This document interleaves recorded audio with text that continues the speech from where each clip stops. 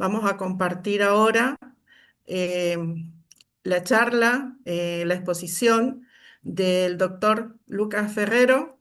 El doctor Lucas Ferrero va a compartir con nosotros desempeño regional. El doctor Lucas Ferrero es secretario de investigación de la Facultad de Ciencias Económicas. Él es licenciado en Economía por la Facultad de Ciencias Económicas de la Universidad Nacional del Nordeste. Es máster en Economía por la Universidad de San Andrés y es PhD de Economics por la Universidad de Milano, Italia. Lo escuchamos. Hola, ¿qué tal? Buenas tardes, noche. Eh, Muchas gracias, Mónica. Un gusto acompañarlos. Espero que sea de utilidad la presentación. Sí, un poco tomando ese tema de que estoy también en un rol de secretario, ¿no es cierto? Eh, Voy a hacer una breve, estoy tratando de compartir, no sé si, perdón. Entonces, básicamente, el tema general es desempeño regional. Eh, Como yo lo vi, es un poco como hay distintas instituciones, incluso facultades dentro de departamentos, dentro de la propia Universidad Nacional del Nordeste. Me parece que puede ser de interés también un paneo más general, obviamente con un foco en lo que hacemos en el grupo o la orientación que tiene el grupo, siempre parcializando y resumiendo para generar, sobre todo, motivar, digamos, que son agendas muy importantes. Por ahí puede haber espacios comunes para establecer redes y profundizar con otras unidades académicas y otras universidades. En principio quería comentar que el grupo de desarrollo económico regional que yo coordino es parte de un sistema de grupos dentro de la facultad. Todos son igualmente relevantes.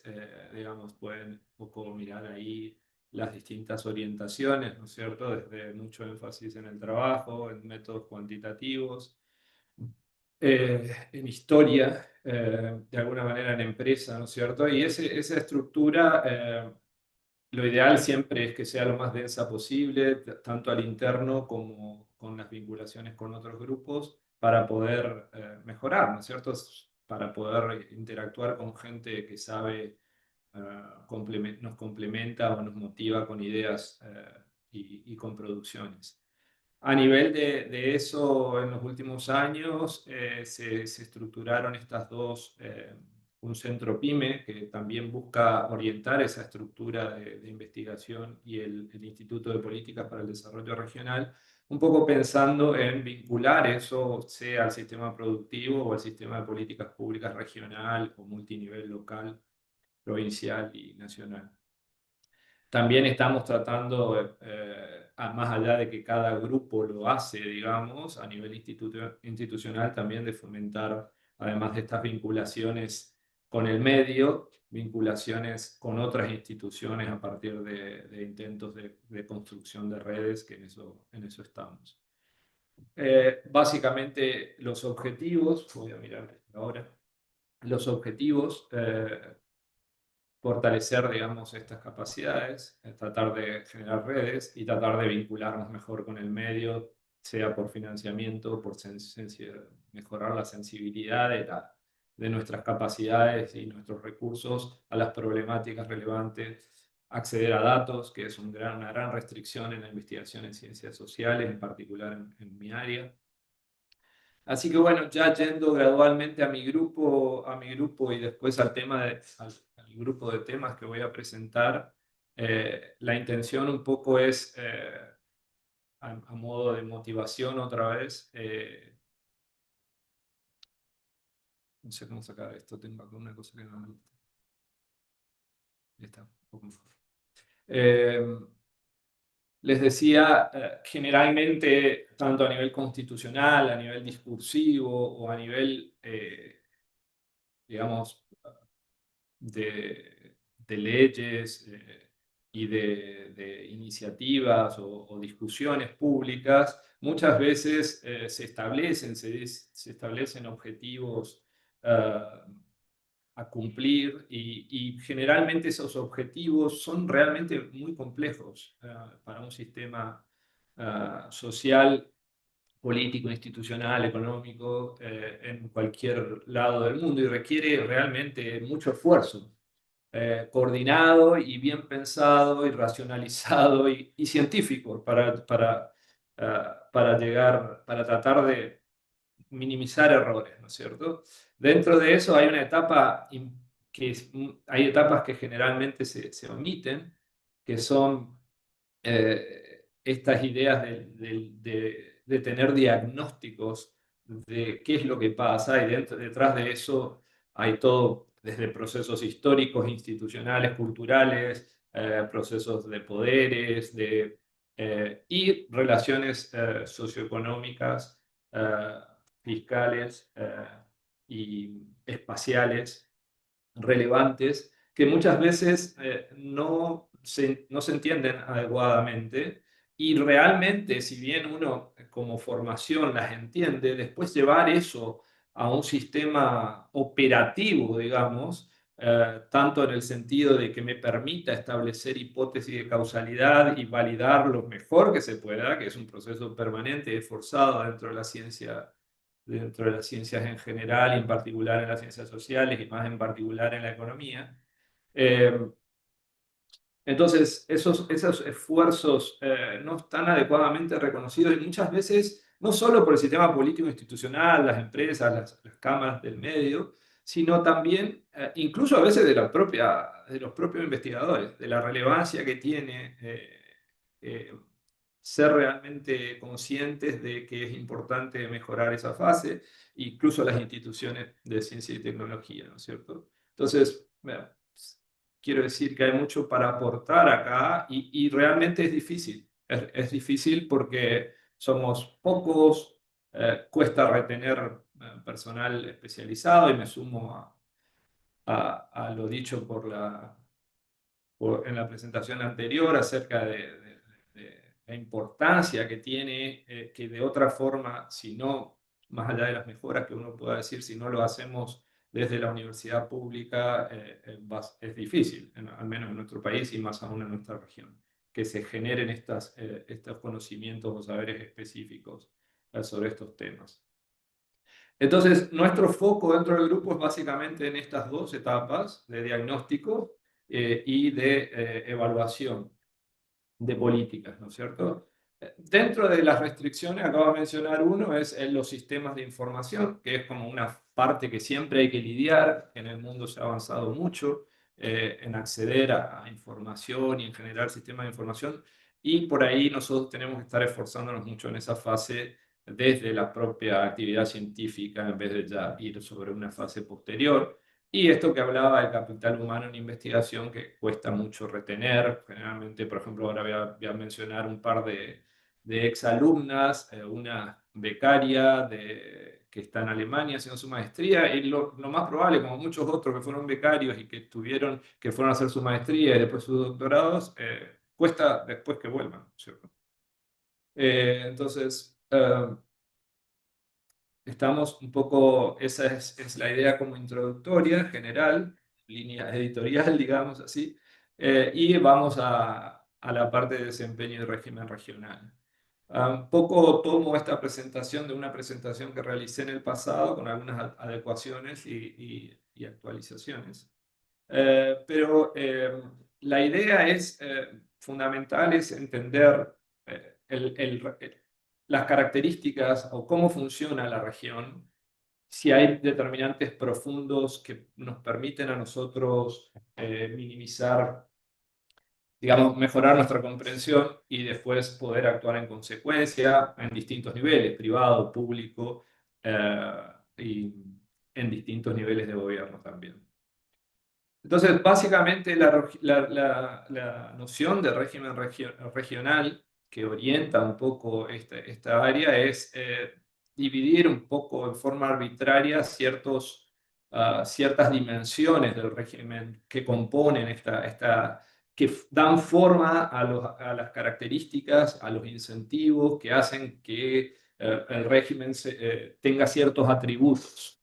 ciertos atributos, ¿no es cierto? Uno de ellos es el régimen macroeconómico, ¿sí? O la estructura y coyuntura macroeconómica, hablando más operativamente. El régimen, digamos, espacial, que sí hay ciertas, tanto teorías como evidencias empíricas acerca de que la localización, los costos de transporte, las escalas, las características de la interdependencia y la funcionalidad de un territorio con respecto al resto del mundo, digamos así. El resto del mundo incluye las regiones centrales del propio país y de la propia funcionalidad respecto del resto del mundo. Después, el régimen fiscal regulatorio, que nuestro país tiene determinados atributos de centralidad, digamos, por devenires históricos, causas complejas asociadas, bueno, eh, que tienen que ver con esta centralidad, cómo impacta sobre el territorio, dado que están diseñadas a partir de decisiones sobre las cuales la región o las provincias o los municipios tienen poco que hacer y poco para instrumentos después para poder compensar o adaptarse a esas estructuras centrales. Y de todo eso también el régimen político institucional con características específicas, tanto desde la estructura de poder como desde de componentes históricos y orientaciones de los gobiernos, etcétera. Pero a su vez, todo este cúmulo da ciertos atributos eh, al régimen de políticas públicas, es decir, a qué es sensible el régimen de política pública, cuánto de sensible es el régimen de política pública a las problemáticas socioeconómicas regionales, como para dar respuesta a las cuestiones más, digamos, profundas.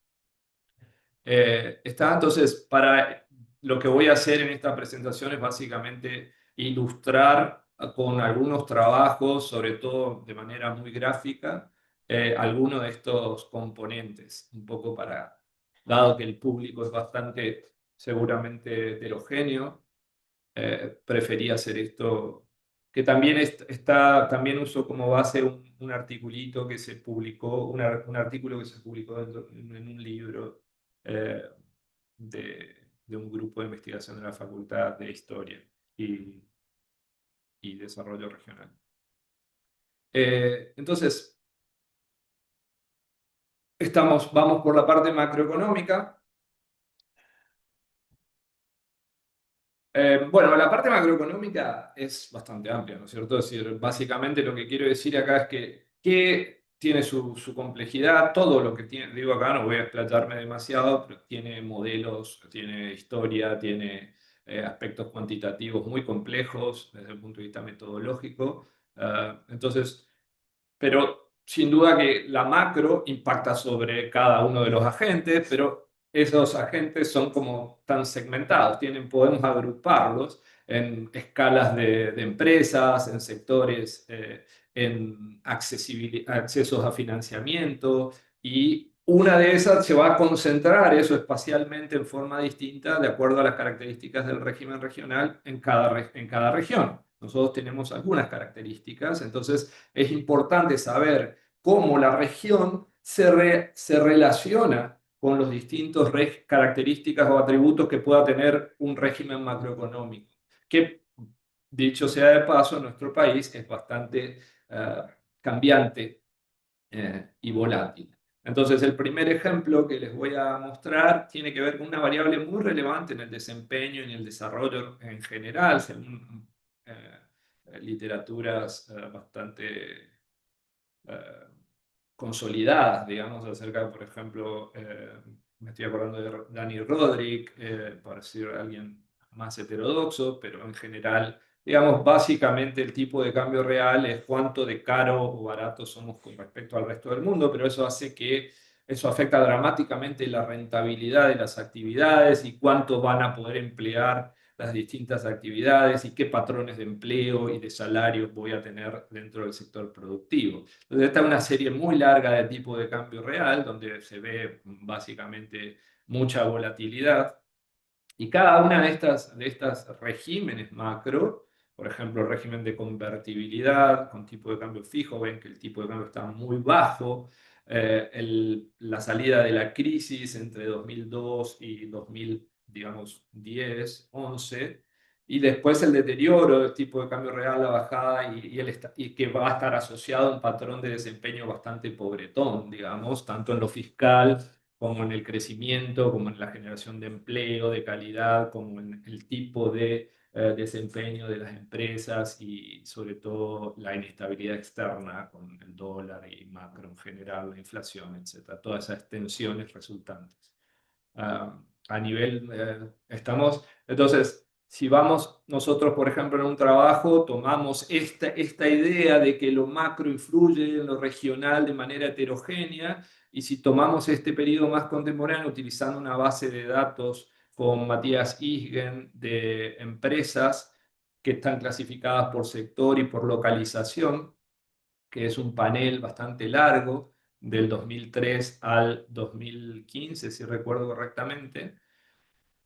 Hacemos una serie de exploraciones empíricas donde se puede ver, por ejemplo, el efecto de esa caída del tipo de cambio real, que se da como que acá hay un régimen de tipo de cambio real relativamente alto y acá empieza un régimen de relativamente bajo.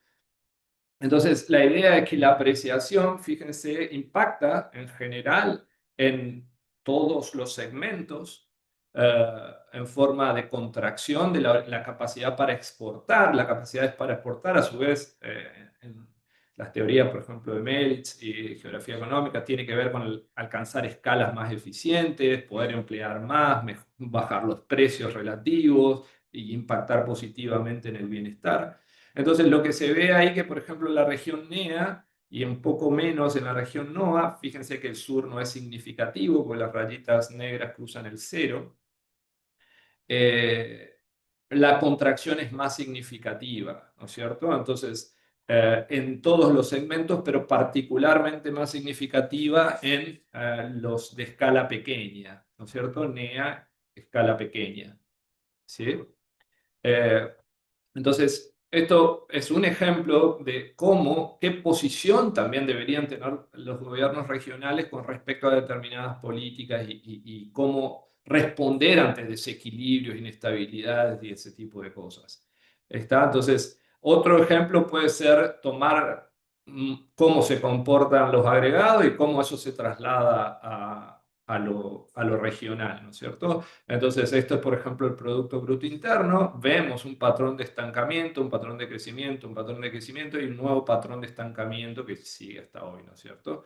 Entonces, si yo tomo ese shock del COVID, por ejemplo, ya yendo a otra forma de abordar, esto es microdato, esto es dato a nivel de empresa, y puedes hacer muchas cosas, de hecho las hemos hecho, solo ilustro esto que es entradas y salidas de empresas ante un shock, ¿no es cierto? Entonces ven que las entradas y salidas en líneas guionadas, digamos, están las salidas, en sólidas están las entradas y el efecto neto está en línea negra, ¿no es cierto? Entonces, además de poder monitorear la sensibilidad de las empresas ante un shock macroeconómico cualquiera, esto sirve para muchísimas cosas porque podemos desagregarla por tamaño de empresas, por sectores de actividad, por empleo de cada una de estas empresas, um, desde el punto de vista de cómo reacciona cada una de ellas a un shock macroeconómico positivo o negativo o características del régimen positivo y negativo, pero ya a nivel de empresa, sector, eslabones de cadena o tipo de relaciones con el territorio. Esta es otra forma en el mismo trabajo, que es ganadores y perdedores de la pandemia a partir de datos administrativos. eh, que, que nos permite ver esto, lo pongo de la manera más simple que puedo, digamos, por eso son los gráficos, no sé si es una buena idea para la mayoría, pero acá lo que están divididas las distintas líneas, fíjense que son los quintiles, está de niveles de ventas, está. Entonces lo que vemos es que tenían más o menos variaciones similares.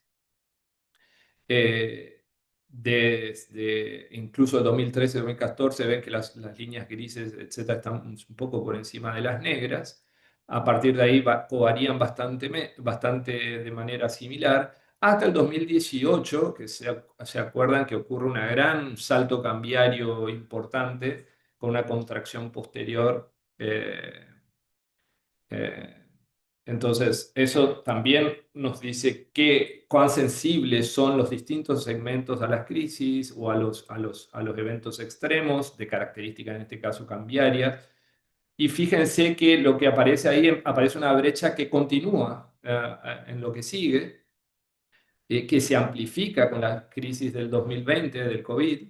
eh, que están viendo que básicamente el total de la media, que está muy cerca del quintil superior, digamos, o sea, la media está muy llevada por el quintil superior, lo cual es bueno para no mirar tanto la media, ¿no es cierto? Y después lo que ven debajo son las distintas escalas. La celeste es el quintil 1 de facturación, es decir, el 20% que menos factura.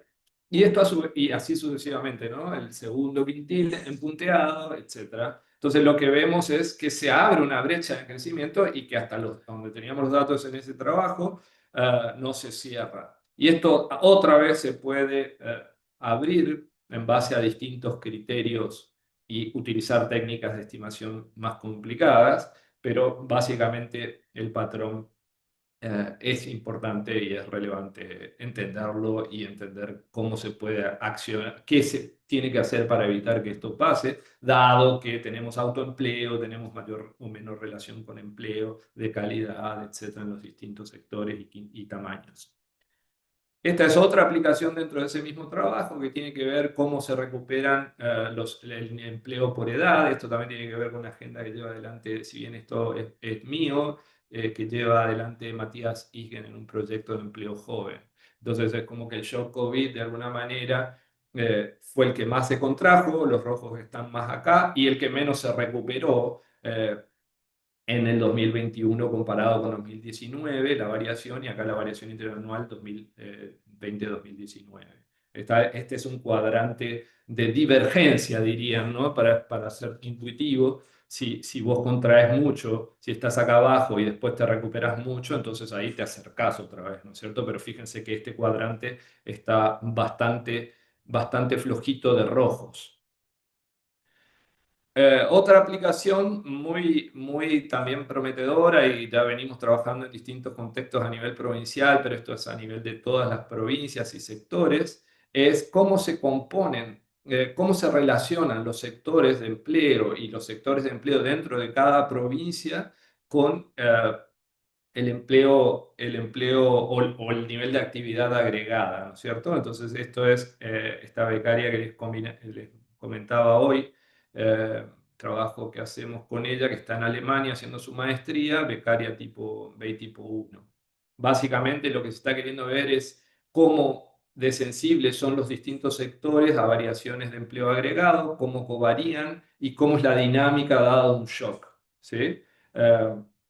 Entonces, eso nos sirve muchísimo. Una de las cosas que acá se habla mucho por ejemplo, los regímenes de promoción industrial del RIGI o reformas en la ley de coparticipación. Entonces, y muy poco se sabe después de cómo eso va a trasladar, no al apretón fiscal propiamente dicho de las provincias a través del régimen de coparticipación, sino cómo después eso va a impactar por vía de demandas o por vías digamos, caída en la demanda, quiero decir, o distintos mecanismos de transmisión de esos shocks, que voy a evitar irme por las ramas, en la calidad de vida, en el empleo y los salarios de los ciudadanos regionales. Bueno, entonces, para ir cerrando esta parte, básicamente, el régimen macro va a interactuar sobre esta superficie heterogénea del país, donde tenemos una zona núcleo, Santa Fe, Córdoba y Buenos Aires, básicamente de manera heterogénea con respecto a las demás. Esta va a ser un poco el patrón que vamos a ir utilizando dentro de los distintos componentes del régimen. Entonces, básicamente acá es importante entender, por un lado, este tipo de relaciones, ¿no es cierto? para poner, por ejemplo, establecer posiciones regionales consolidadas en instancias de negociación legislativa o ejecutiva a nivel intergubernamental. Eh, y también, digamos, porque a su vez, dadas ciertas características del régimen, lo que uno puede modificar a nivel subnacional es más limitado. Y vamos a ver que eso sucesivamente va a ser así. Eh, entonces, muchas veces estas características, entonces otra vez ya vamos yendo sobre la parte político-institucional, la sensibilidad del sistema político regional también a este tipo de atributos, de características, es como más bien reducida, o por lo menos no se ven públicamente en presentaciones. Entonces ahora otro componente decía es la geografía, entonces ahí hay otro gran grupo de literatura de distintas bibliotecas. Yo me guío mucho por la geografía económica, la nueva geografía económica, la nueva economía internacional, etcétera, que tiene mucho, que es muy interesante, muy grandes cosas hay ahí, y después eso también se traslada a temas empíricos. Entonces, básicamente, cuando decimos, no es cuando tomo algún patrón, por ejemplo, cuando hablamos de políticas industriales, es decir, o de otro tipo, productivas. Entonces, no es que la radicación de empresas por sector de actividad, complejidad productiva, etcétera, no es espacialmente ciega, ¿está? Sino que hay patrones que tienen que ver con accesos a bienes y servicios más complementarios, más complejos, insumos, capital humano específico, escalas de producción, acceso a mercados a menor costo, internacionales, etcétera. Y este es un gráfico bastante gráfico, digamos así, un mapa, donde se muestra básicamente la distribución de las áreas sembradas de soja y dónde están los centros de transformación oleaginosa, y a partir de ahí podemos entrar en otros niveles de complejidad. Es decir, eh, entonces, la idea acá es ver qué funcionalidad, si sos extractivo y qué espacios para modificar eso pueden existir a nivel subnacional.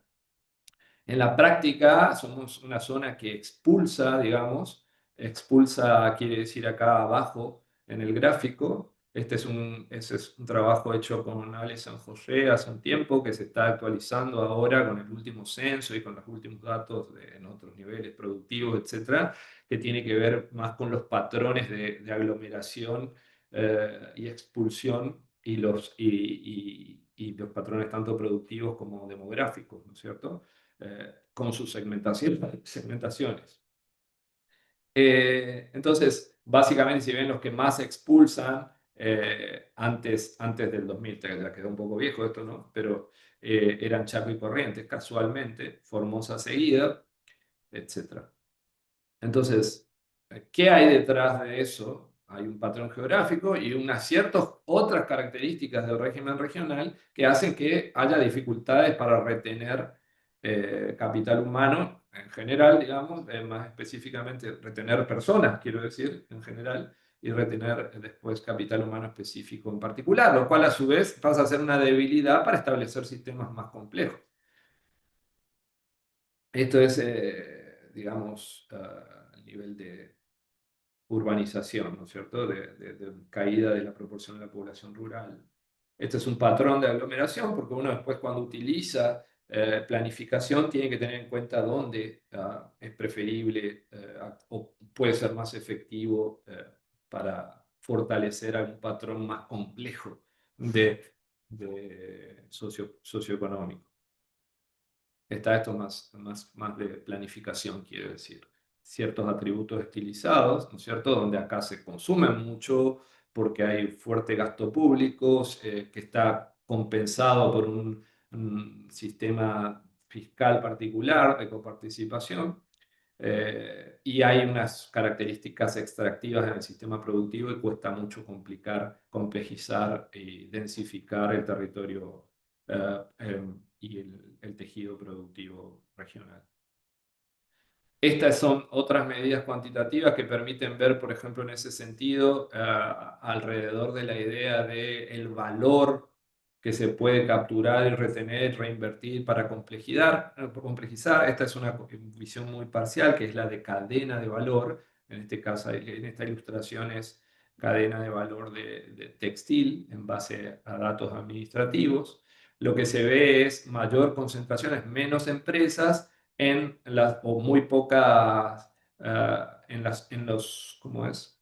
En los eslabones de mayor valor y mucha atomización, muchos actores en el sector primario, en el comercio minorista, ¿está? Que no generan mucho valor, digamos, ¿cierto? O por lo menos tampoco muchos derrames en el territorio. Eh, entonces, lo que se quiere ver acá es la funcionalidad territorial, digamos, la capacidad de absorción y características de cada actividad y su relación con cadenas globales de valor o cadenas nacionales de valor y complejos eh, productivos para tratar de ver que, por ejemplo, ahora estamos analizando el tema de atracción de inversiones, entonces muchas veces se dice, bueno, con un régimen de atracción de inversiones voy a promover el desarrollo y el tema es quién va a venir, qué características va a tener las empresas que van a venir, si es que vienen, qué van a ser extractivas de base primaria, van a llevar las cosas y acá queda poco, qué tipo de contrataciones hacia adelante o hacia atrás o hacia el costado van a tener y qué tipos de empleos van a generar. ¿Está? Entonces, esto tiene que ver más con la planificación territorial. Y nada, me estoy apurando un poquito, disculpen. Este es otro tema muy complejo, particularmente el que más estamos trabajando en este periodo, que es el fiscal y regulatorio. Como les decía, dentro del régimen nacional, en términos, existe una gran centralización, delegación de facultades en el nivel nacional comparado con otras federaciones, con otros federalismos, por ejemplo, y eso hace difícil muchas cosas, en particular la centralización de las estructuras tributarias hace que los impuestos principales que pueden afectar los regímenes de promoción, que son impuestos a las ganancias o impuesto el IVA, 21%, la estructura principal de recaudación es homogénea y central, y a su vez hay una serie de impuestos distorsivos asignados a las provincias como ingresos brutos. Entonces, por un lado, la idea es mirar un poco eso, cuál es el efecto de los regímenes estos en los territorios regionales y en particular cuál es la característica de los instrumentos que se tienen para también tener posiciones sobre reformas que no se pueden hacer en forma individual, dadas las restricciones que impone la Constitución Nacional sobre estos temas. Y después también ilustrar el caso de regulaciones, por ejemplo, creo que pongo salario mínimo, ¿no es cierto? Entonces, básicamente esto es la proporción de gasto, qué proporción del gasto está financiado con recursos propios, ¿no es cierto? Y ven que estamos muy por debajo de la media nacional. Eso tiene profundos efectos en los sectores, en muchas cosas, ¿no? Pero no voy a tener tiempo de profundizar en todos, es más motivador. Entonces, por ejemplo, un par de ejemplos sobre esto, el salario mínimo, le decía, esto es una regulación nacional que se aplica sobre todo el territorio, sobre todos los sectores, sobre todas las escalas, y es una restricción importante si no hay políticas que permitan, digamos, tener en cuenta heterogeneidades en el territorio o en los tamaños de las empresas, y de hecho causa distorsiones. Está, por ejemplo, este es un trabajo que estamos retomando con Diego Álvarez. Tomé es un subperíodo nomás, con que tiene ciertas características, digamos, para ilustrar, pero el trabajo está a disposición no solo para el empleo, sino también para el cuentapropismo. Lo que tratamos de ver es cuál es el efecto de estas regulaciones homogéneas sobre las características de remuneración y ocupación en el territorio, ¿no es cierto? Entonces acá, como ven, están agrupados en regiones por colores, ¿no es cierto? Eh, ven en azul está la región pampeana, la región patagónica, que tiene por otras consideraciones salarios más elevados. Esa es la distribución de salarios.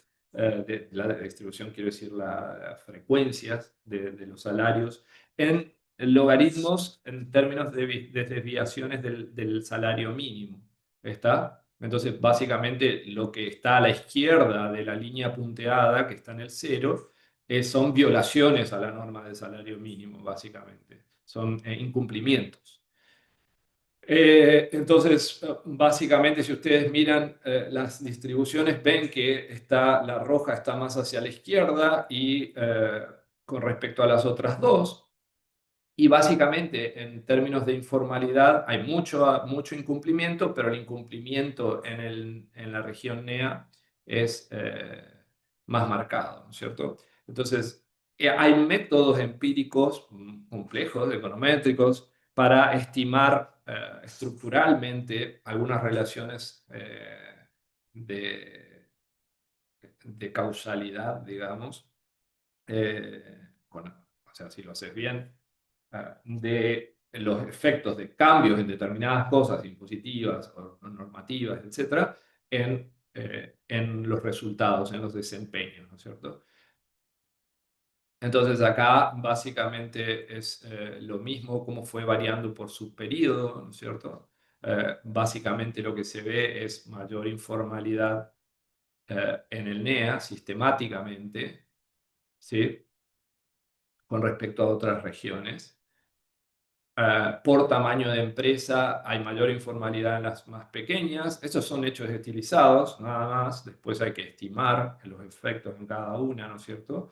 Eh, Tamaños de empresas, quiero decir, y mayor informalidad por tamaño de empresa y mayor concentración de estos problemas en las regiones más periféricas.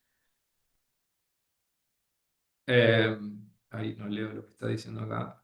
Bueno, sí, régimen fiscal, un poco resumiendo. Afecta entonces la composición sectorial y interactúa con la funcionalidad espacial del régimen de geografía, digamos, o espacial. Afecta las escalas y las formas de organización. Eso estamos trabajando hace un par de años también con Mauro Abramovich en las características del régimen simplificado, de cómo son las composiciones en la organización, digamos, empresarial, cómo se posicionan frente al IVA, y eso qué incentivos hay para la informalidad o la evasión, etcétera, pero no desde el punto de vista solamente fiscal, que puede ser útil para el diseño de políticas tributarias, regulatorias, etcétera, pero también desde el punto de vista de que si vos sos informal, no podés crecer mucho, porque no podés pasar un control interprovincial y no podés pasar un control fronterizo, digamos. Entonces, esto a su vez se apila sobre esta idea de cómo afecta las escalas, los niveles de complejidad de cada, porque los niveles de complejidad requieren escalas, eh, y rentabilidades, por esta idea de la cascada distorsiva, etcétera, de cada uno dentro de las unidades productivas de la región. Eh, bueno, eh, dentro de este régimen fiscal, en realidad, bueno, ahora resumo algunos trabajos en progreso, hay otras aplicaciones para los gobiernos más concretas, con un grupo también de gente que trabaja como pronósticos fiscales y ese tipo de cosas. Y también, bueno, dentro de cerrando ya, lo último, voy a ser breve, creo que todavía estoy con un par de minutos, el régimen político institucional, que se apila sobre el resto, ¿no es cierto? Es decir, cómo todo el resto, el régimen fiscal regulatorio, el régimen político, qué hace a qué son sensibles las instituciones. Si cuando deberían responder a algo, responden o no responden a determinadas problemáticas.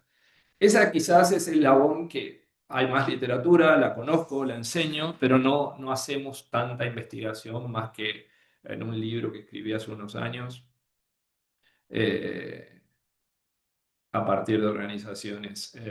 Pero bueno, sería Básicamente, acá hay una literatura que dice que el desempeño afecta, como que el Estado y el privado son socios, ¿no? Porque el desempeño se asocia a la mayor recaudación y entonces la mayor recaudación permite al sistema político institucional hacer más políticas. Si las políticas son buenas y afectan positivamente el desempeño, ese sería como el círculo vicioso de un Estado capaz y sensible a las problemáticas. Y en el caso de nuestra región, al no depender sus ingresos fiscales de la recaudación propia, o sea, de la base productiva propia, sino que, como vimos antes, entre un 85 y un 90% de la recaudación de los ingresos, perdón, de los sectores públicos provinciales proviene del régimen de coparticipación, si no está asociado a su esfuerzo recaudatorio, entonces esos canales de control ciudadano y de incentivos hacia el desempeño, digamos, se debilitan. Y eso también es un aspecto que nos atañe a todos en términos del sistema de financiamiento y la orientación a desempeño, ¿cierto? Eh, Podemos hablar de otras instituciones, quiero decir. Entonces, cómo se internalizan los costos del financiamiento y cómo de programático es la orientación del sector público a resolver un problema vis a vis, por decir algo trivial, el empleo público, clientelar, mejor dicho, no el empleo público en general, sino el empleo clientelar. Eh, entonces, hay una gran agenda que puede desarrollarse ahí. La verdad es que nosotros no estamos abordando en este momento este tema. Eh, Así que bueno, voy cerrando. Algunas cosas sí relacionadas con el sistema político institucional, cómo afecta eso con Leandro, que está en Bristol. Hicimos en su momento cómo las instituciones político-fiscales afectan la sensibilidad del sector público y los resultados fiscales en este caso usamos bases de datos más detalladas de otro país, ¿no es cierto? Eh, pero porque estaba disponible las bases de datos, ¿no? Y cómo eso puede, él continúa con eso, yo lo ayudé un poco, pero no lo pude seguir. Cómo afecta eso las probabilidades de reelección. Es decir, entonces, si vos no tenés incentivos, porque igual tus chances de reelección dependen de otras cosas y no del desempeño y de tu sensibilidad al desempeño, entonces ese canal se debilita. Después hay una agenda que estamos llevando de pronósticos de ingresos subnacionales, que es puramente y de agregados, digamos, subnacionales y relaciones con los nacionales. Ahí estamos trabajando con Fernando Álvarez, Matías Igen y Luciana Ramírez. Después, evaluaciones de impacto. Ahí yo no estoy trabajando tanto en la parte de políticas específicas, más bien ahí está Igen y otros. Y Abramovich está trabajando sobre los regímenes de incentivos fiscales, yo estoy ayudando, y en el impacto sobre la inversión de los distintos sectores. Sí, estamos haciendo algún trabajo de políticas de promoción, viendo un poco las aplicaciones regionales. Eh, Después, este tema de régimen tributario, informalidad y discontinuidades y bunching, de distorsiones que se generan a partir de las categorías en ingresos brutos, IVA, es otra agenda que está, ven que es bastante cargada de temas fiscales y de evaluación de impacto de políticas, básicamente en esta etapa. Así que bueno, con eso yo creo que estamos, Mónica, me parece que me pasé un poquitito. La agenda es muy importante. Creo que es una agenda que se puede continuar permanentemente porque siempre el trabajo arduo es, como les decía al principio, el acceso a información. Hay muchas restricciones, a veces está, a veces no está, no hay datos por ahí bien sistematizados que estaría bueno tener. Se está haciendo un gran esfuerzo, lo estamos haciendo dentro del grupo y eso la verdad es que es una diferencia también porque somos pocos y por ahí nos tenemos que dispersar en otro tipo de actividades.